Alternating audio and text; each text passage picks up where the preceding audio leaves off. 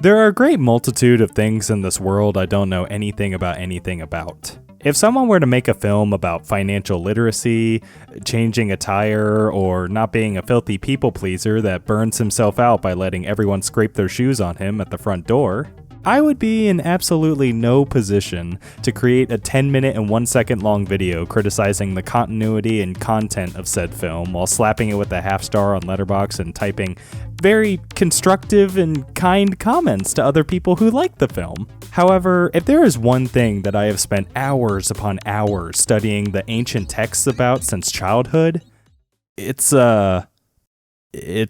being a gamer. One of the first pieces of media that opened my third eye to the power of storytelling was actually a puzzle game called Portal 2, released by Valve in 2011. I would spend my days at 12 years old ripsticking all over my room with Crazy Frog blasting at 10 decibels through my Harman computer speakers, only to have my brain turned inside and out by one of the most compelling video game stories of all time. Portal 2 introduced me to clever character writing, witty humor, and twist storytelling, the likes of which could put both Edward Norton to shame. And despite the possibility in my early years of this newfound interest of gaming meshing with my homeschooled personality to create a social outcast that tells everyone he meets about the Five Nights at Freddy's lore and listens to nothing but the Plants vs. Zombies soundtrack.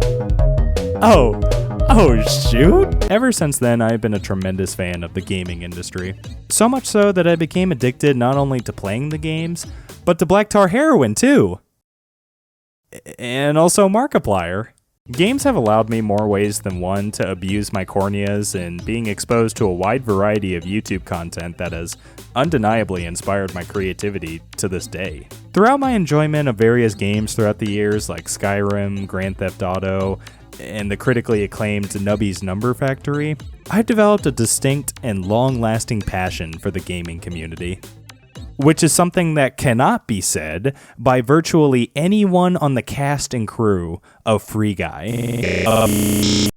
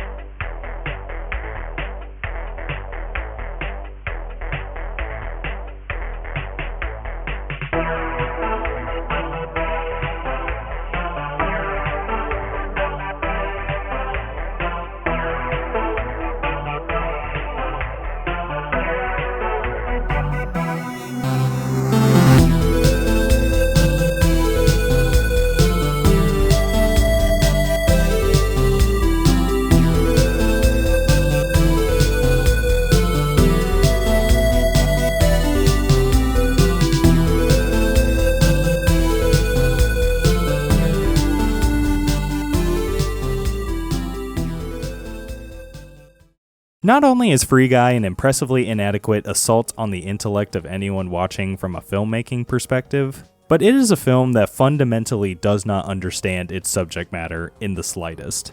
It has some of the most lowbrow, derivative jokes I've ever seen in a film. The writers are gifted in picking the worst possible dialogue options at every turn, and its messaging is so confused and contradictory that it feels revolutionary in being the world's first movie to somehow be lobotomized.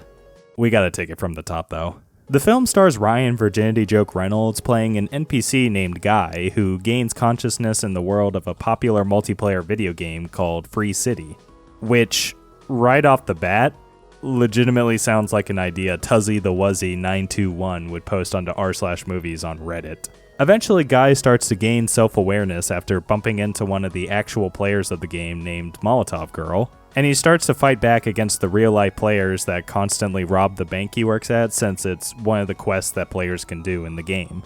Developers who made Free City then see Guy on a live stream and think he's a real player who stole an NPC skin. How they were able to see a live stream of this, even though the player being killed didn't even mention anything about streaming?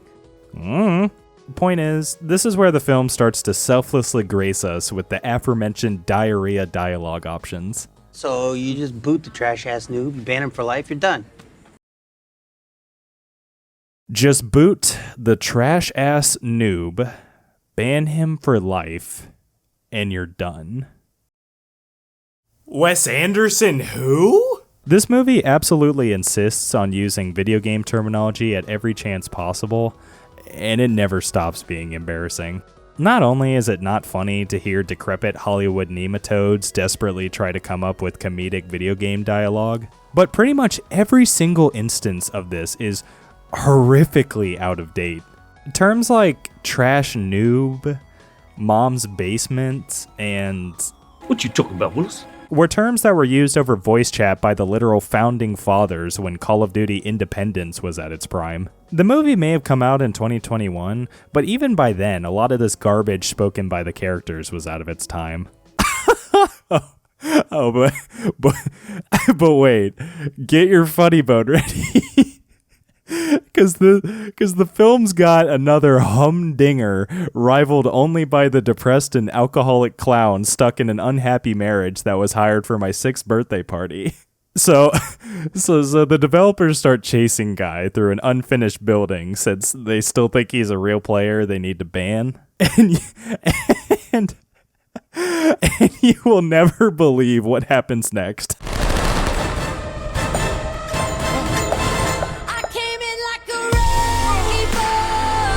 Nope.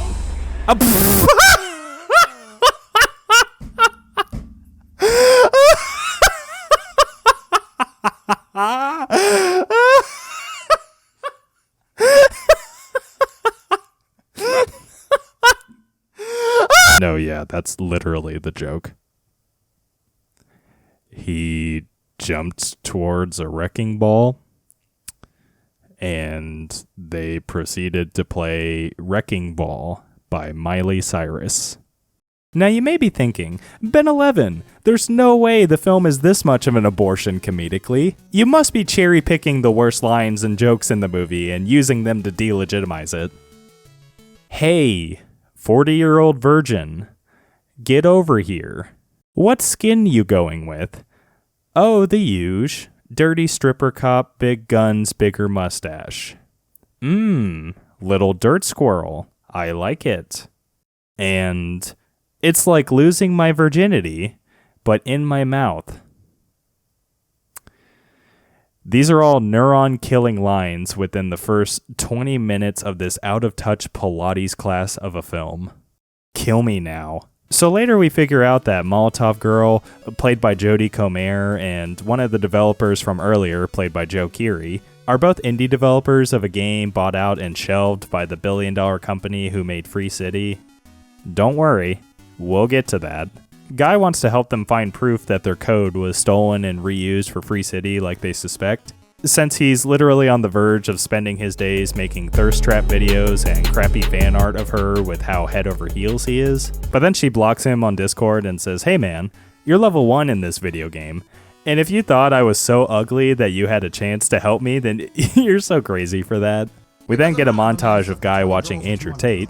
Leveling up in the game to impress his girl by, quote, being the good guy. They make this big whole deal about how he's saving kittens from trees and helping old ladies cross the street instead of robbing banks. And this is also where they start bringing in actual content creators to gawk at Ryan Reynolds and be like, "Whoa, this blue shirt guy is so cool. How is he outscaling us by being the good guy? That's not how we usually play the games."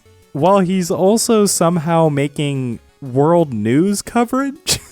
This entire sequence is where suspension of disbelief starts to just completely fall apart, like my happy and loving relationship when she tells me to pick between her and my copy of Risk of Rain 2 Game of the Year edition.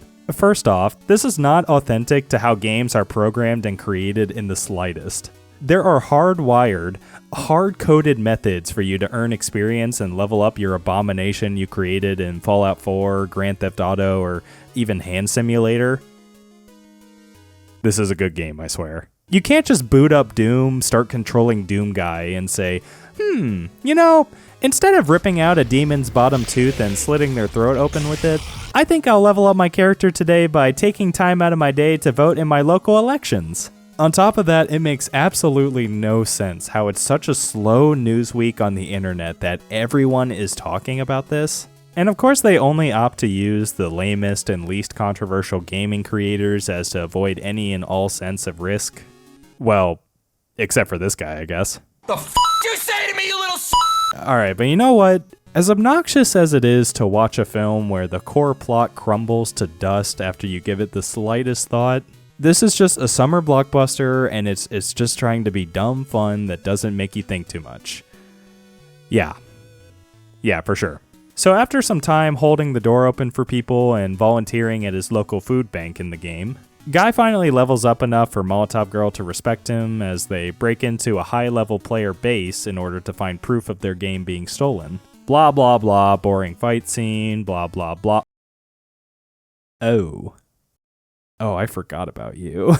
So playing the sleazy CEO of the Free City Company is none other than Taika Waititi, who quite impressively delivers one of the most awful and smile-stealing performances of the decade. Let me just preface by saying I actually think Waititi is incredibly talented in a large number of seats, including directing and acting for that matter. He both directed and starred in one of my favorite comedies of all time, What We Do in the Shadows, where he undeniably shows how incredibly funny he can be. Unfortunately, ever since he ate of the forbidden Ant-Man burger with a bright red bun from Burger King and contracted the Marvel parasite that's been eating the creative right side of his brain ever since, his output has just not been the same, culminating to this. Make it original? Why would I do that when I can make a sequel? His performance here is so over the top in an amateurish kind of way, where it legitimately feels like he's the understudy for the Monday night performance of a high school play rendition of Free Guy. There are multiple moments where he's obviously just ad-libbing, and none of it is interesting, none of it is charming, and none of it is even funny with the context that he's playing an out-of-touch game company CEO.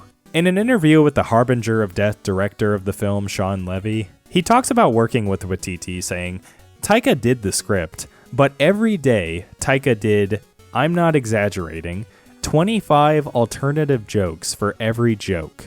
I have hours of Taika Waititi outtakes that are brilliant, and it was just a matter of choosing which brilliant joke idea I put in the movie. So apparently, there were 25 other versions of every single one of his lines, and we got the best ones. Although catchphrase is a pretty cool catchphrase. Okay, I need to move on. So this is the guy the two indie devs, Keys and Millie, are trying to pin for stealing their game called Life Itself, where you just walk around a city and talk to AI NPCs, apparently. And don't worry, we're gonna get to that. We then get some really uninteresting plot beats where Millie goes on dates in-game with Guy, leading him to having an existential crisis when he learns he's in a video game. You know, typical stuff that's been around since, Toy Story 1? Since they were unsuccessful in retrieving the proof they needed, Guy breaks into the same base from earlier with his buddy cop friend to face the super high-level player. The scene then culminates to Channing Tatum walking up to Guy really menacingly, only for it to be subverted that this player is actually a 20-something-year-old virgin loser Twitch streamer who lives with his mom. Get it? 'Cause gamers. I'm not even upset about my Mountain Dew blooded gamer heritage being made fun of in the scene or whatever, but what I am really upset about is that they took the laziest, most played out stereotypes and tried to pass it off as something that's still funny.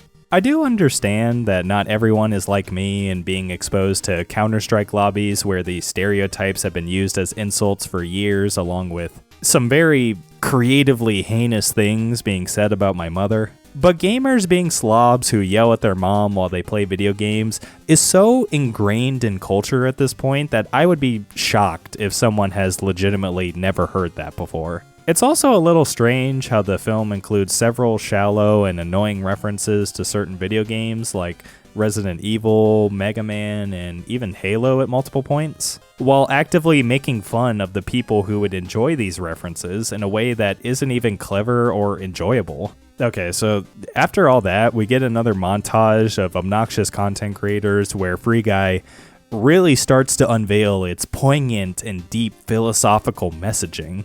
Who the hell even knows who this blue shirt guy is. But I'll tell you this. He's got me thinking about NPCs and how I play the game. The game wasn't even made for someone like this. For a player to be a good guy. He's also a really cute guy. And not just the face, but like the whole thing.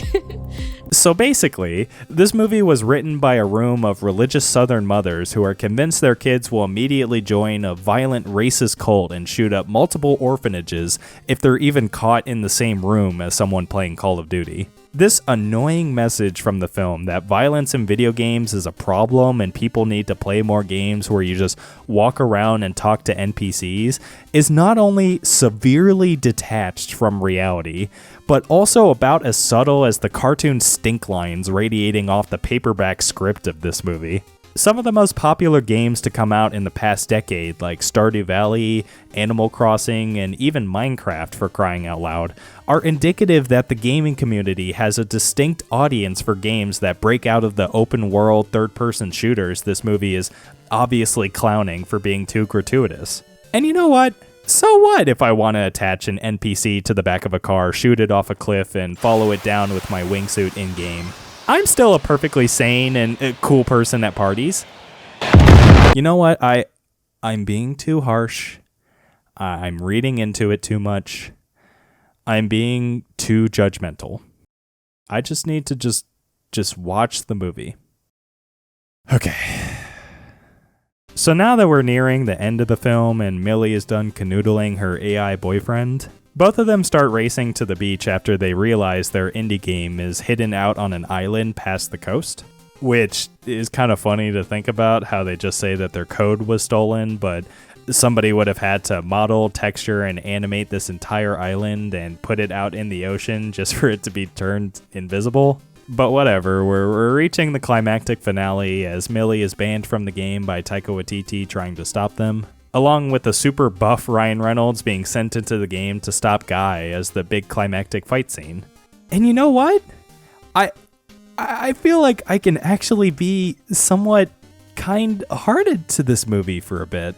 Because this joke of the sleazy game CEO creating a buffed-up version of Guy to capitalize on the earlier shown popularity of actual Guy, only for him to send it out before he's ready to where he doesn't even have any of his voice lines, is actually somewhat hilariously kind of funny and clever in a minuscule way.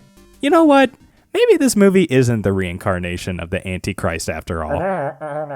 Yeah? Wait, really? What do you mean there's still 20 minutes left in this movie? Well, that's fine, because like Guy is just having a fight scene with his meathead counterpart for a bit here, and it's actually getting pretty tense. Big Dude is literally pinning him to the ground and crushing his ribcage, while Guy starts desperately looking for power-ups to fight back with. And geez, I'm actually kind of curious as to what's going to happen here. And he finally pulls out a Captain America shield, a Fortnite horse pickaxe, and a Star Wars lightsaber. For me, the thing that I love most about Free Guy is that we're doing something that I think is very increasingly rare and very hard to do in this current marketplace, which is open a big blockbuster movie that's based on nothing but an original idea. This is a unique opportunity to put up, a huge tentpole summer blockbuster, but that one that's an original, and that's an increasingly rare opportunity these days. What struck me is that it wasn't really based on anything. It Right. wasn't like it was a completely original idea. Free Guy is an original new movie. It is a new movie. It really is just a fresh new idea. This original IP. It's an original. A wholly original blockbuster summer film. It's an original film. I'm excited for all of us to have a chance to go and see a movie that is based on nothing but original new ideas. This movie is so spineless, so detached, and so insultingly shallow that it devolves into a celebration of other Disney-owned properties for its own climactic finale. It is so brazenly devoid of any artistic integrity or even enjoyment value for that matter. that it is genuinely embarrassing to watch. There is nothing interesting, entertaining, or even fun about being manipulated into enjoying Free Guy by watching vague imagery and musical cues from a franchise I actually enjoy. Thank goodness I'm not really super attached to any of these franchises, because I would be incredibly insulted to see a beloved franchise devolved into this slop. Wait, that's not... Is that the portal gun from Portal 2? That's it. I'm done being nice. Free Guy is the equivalent of skid marks left in the toilet by your roommate who eats nothing but Takis and the Burger King Spider-Verse combo meal. I would have rather watched Ryan Reynolds taking laxatives and dumping all over the original film reel of Citizen Kane for an hour and 55 minutes, since that would be less insulting to the medium of filmmaking as a whole. This film is a hodgepodge of both creatively bankrupt cliches and pandering nostalgia bait that would make any pop vinyl addict erupt into uproarious cheer and elation. And here it is. I said I would get into it, but the actual gonads this movie has to try and convey a thoughtful message about the gaming industry makes me want to vomit every internal organ swimming around in my body just for any semblance of sweet relief. On one hand, it tries to abrasively sit you down and tell you, isn't it a problem in the gaming industry how new ideas get swallowed up by uninspired AAA titles? Isn't this such an interesting critique that we put into our movie? When in actuality, you are the uninspired and expensive garbage that has about as much value and intrigue as a singular grain of salt. Portraying the main characters as indie developers who had their games stolen by a big sleazy company who makes uninspired games in this piece of human feces atrocity, of all places, shows about as much self-awareness as a walnut trying to get a degree in biochemistry. Maybe if the director, actually did the slightest semblance of research into the topic of his own movie, he would know that the indie scene is actually alive and well in the gaming industry, which is not something that I could confidently say about the film industry, by the way. I would personally be embarrassed to see the print of my birth certificate rolling down a black screen during the last 5 minutes of this flaming pile of bile that doesn't have a singular ounce of creativity hidden within even one of the hundreds of thousands of frames that composes it.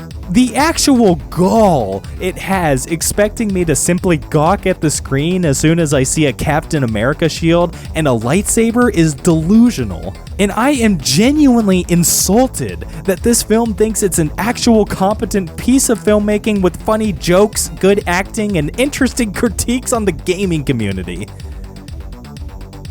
But that's about my thoughts on Free Guy. You said you saw it too, didn't you? So what are your thoughts? I'm sorry, what'd you say? Sorry. I was just, you asked me about Free Guy, and I might have talked about it a little too much. Oh, word? My bad, I got distracted by this cool dog out here. Yeah, I liked it all right. Nice, okay, yeah, that's great. What was your favorite part about the movie? I don't know. I thought it was pretty funny. I liked the guy from Stranger Things too. It was cool to see him in a movie. Just, I didn't think it was amazing or anything, but it was fun. I thought the concept was pretty interesting, even though I don't really play that many video games. Oh, cool, yeah, so you like the concept even though you aren't huge into games? Yeah, I just think the movie did a pretty good job of making the movie